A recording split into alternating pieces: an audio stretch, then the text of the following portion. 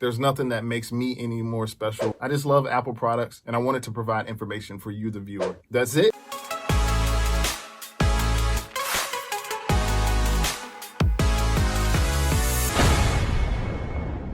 So I know you came to this page to get your discussion questions answered. So we're going to do that today. Hi, my name is Brett, and if you're new to this channel, we're talking about Apple products, different operating system, ports. We're just talking about some discussion questions that were submitted by our subscribers. There's a question here about the M1 chip versus the Intel chip. Now, they're both computer processors, and most recently, Apple's M1 chip has just come on the scene within the past 2 years. So what I can tell with the M1 chip is the battery usage on the M1 models. The battery usage is twice as long as the other Intel MacBook Pros. The immediate difference that I can tell is the battery life. It lasts about twice as long as the other Intel based models, the MacBook Pros or Airs. Battery life means everything these days, even when you're dealing with phones to iPads and of course MacBook Pros. I would also look forward to what Apple has in store for their M1 chip. This chip is only 2 years old and it's the most powerful processor that's out on the market. Let's talk about Intel for just a moment. So I've been using Intel here for the past 4 or 5 years. With Intel computers, you can upgrade your storage, your RAM. You also have the mini ports. I would say overall, with the Intel processors, you're able to upgrade your storage and your RAM. With the M1 chips, you cannot upgrade. The M1 chip has just come out, but it's Apple's fastest processor. So this next question is about thumb drives specifically. Why are some of the thumb drives not compatible with Mac like the other external drives? So the easy yet simple answer to this question is Apple is on the cutting edge and always has been on the cutting edge of technology with computers. Apple does not use anything that is PC based or Windows based other than the Intel chip processor. So I'd like to know, what are the thumb drives that are being specifically called out? What thumb drives are you using? What do you use your Mac for? Well, I use my Mac to edit these videos. I use my Mac for music production, to record. I record vocals here. I do voiceovers. I even use my Macs for fun. I use it to surf the internet, obviously, watch shows, get on YouTube, which is my favorite thing.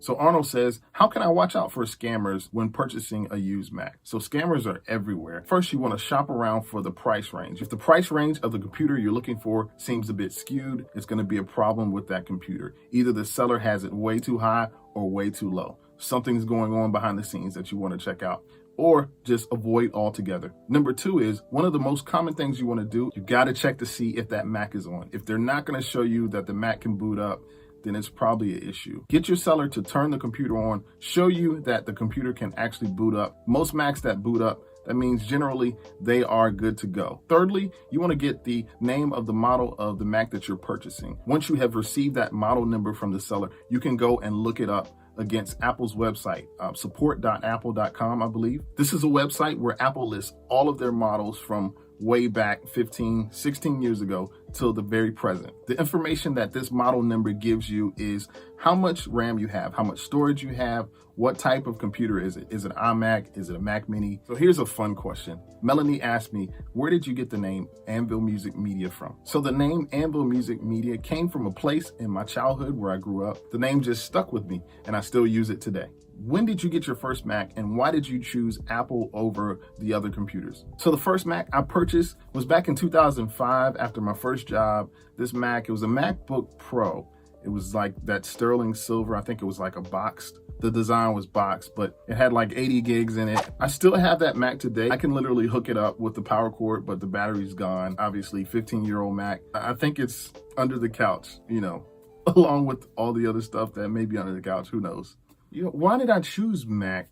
Well, so, you know, I was getting into music production and editing, video, different things like that. I just piqued my curiosity. So that's where Apple was the best choice. I do have issues sometimes when I get off the PC and I get on the Apple and I try to use commands, certain commands. You know, the PC mouse has 2 right and a left click, but Apple Macs only have a left click, or just 1 click rather. Then you have to use command and click. In your videos, I noticed there's a piano in the background. Do you produce music? Yes, there is a piano. Great guess there. I do produce music. So I've got my workstation back there of the other things that I do.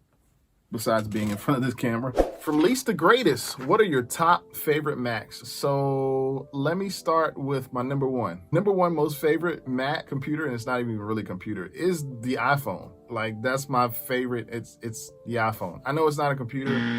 That's arguable. My second favorite Mac is the MacBook Pro. I have 2 MacBook Pros, mainly because they're mobile. I can pick them up, take them wherever I go. I always say if you have a computer at home, then your next choice should be a mobile computer. It should be a laptop. My third favorite computer is the iMac back here that you see. I love these things. They have all of my storage, they have all of my programs, pretty much everything that I do at home. I use both of these Intel iMac computers. I don't even have a fourth favorite. Really, I can go with my iMac. Number 5 computer, I have a G4 that's sitting in a closet. Here's another question. Why did you decide to start a YouTube channel? Let's see. I decided really because I talk about Apple computers all the time. I use them every day practically. My wife probably gets tired of me talking about it. So it's something that I feel like I could provide value to the everyday person just like me. If you received any information that was pertinent for you, I'd ask that you like this video. Also subscribe. What you're going to receive here is information on Apple products. This information is for the everyday person who may be looking to purchase a Mac computer, may already have purchased their Mac computer and have just general questions. If you get a chance, go back and check part 1 out. We answered a lot of questions. I'm sure there's a question you probably have that has been answered. It was released about a week and a half ago. Again, I just want to say thank you so much for all of the responses that you left in the comments, even in the discussion. We were able to get most, I believe I answered most, if not all of the questions that you had in regards to Apple products.